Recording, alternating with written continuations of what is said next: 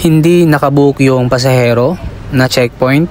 Ang sabi ng police officer ay impounded yung motor.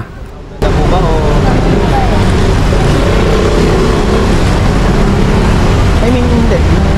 Sa angkas, sa ano ka ba? Move it, sir. Movie na. Check ko lang po yun. Dami mo yung hanggang doon. Dali nyo.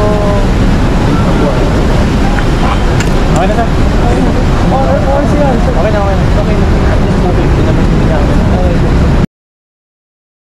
Kaya nga, yun yung hinahanap namin.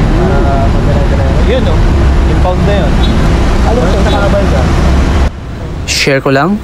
Checkpoint yan dito sa may airport, Pasay, at isa ako sa naharang dito. Tinitingnan nila yung booking kung nakabook ba yung pasahero mo o hindi. Papatabihin ka muna, ihiramin yung driver's license mo. Titingnan din yung application ng pasahero mo.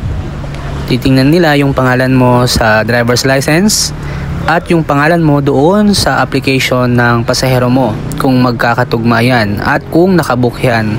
Kung hindi naman, mga paps, huli at impound yung motor as per police officer ng airport dahil meron dyan isa na huli at impound nga daw yung kanyang motor. Pero yung driver ay nakikiusap pa, mga paps. At yung rider ay madadaanan natin. Nandito yan sa harapan ng L300.